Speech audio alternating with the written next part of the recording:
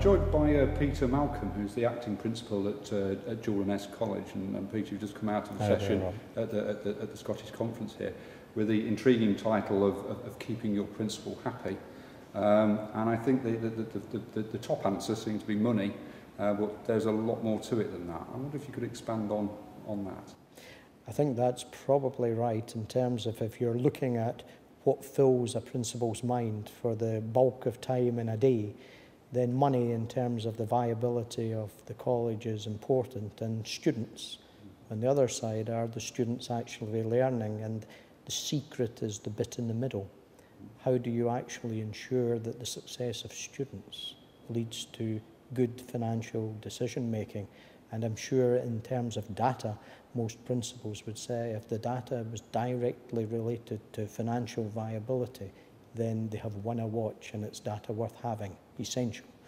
One of the areas that was discussed was the danger of statistics and the potential for somebody that works with statistics becoming a bit of a positivist and the need to think about being more of a critical realist. I wonder if you could maybe expand on that a little bit. I think that's right. I think if you can master the pronunciation of positivist, you're probably one already.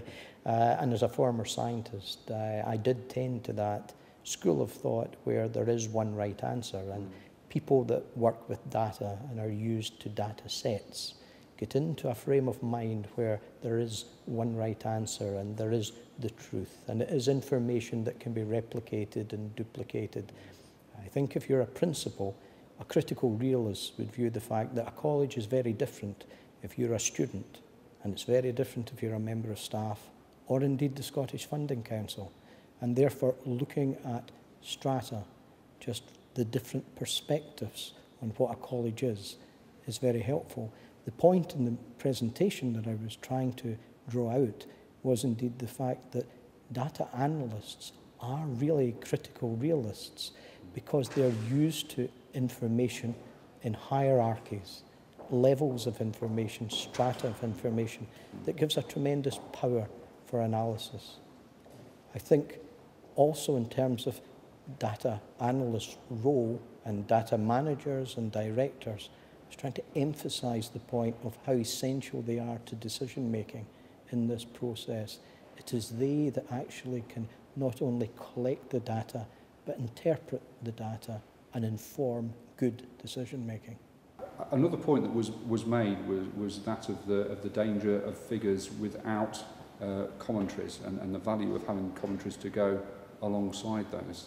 Maybe if you could discuss that a little bit. Yes, I used the specific example of the simplest of questions. How many students attend your college? Simplest of questions, but most difficult of answers. Is it an average figure? Is it the figure at the end of the year? Do we really know which students attend each day? Do we know which students have left their course? There is no right answer. But what we need to do is make decisions nevertheless. And to move to the next level of contribution of data analysts, it's being able to select the right numbers, the right figures for a given question. It's the dialogue between the data analyst and the manager that actually says, this is the information I need, and this is how I'm going to use the data.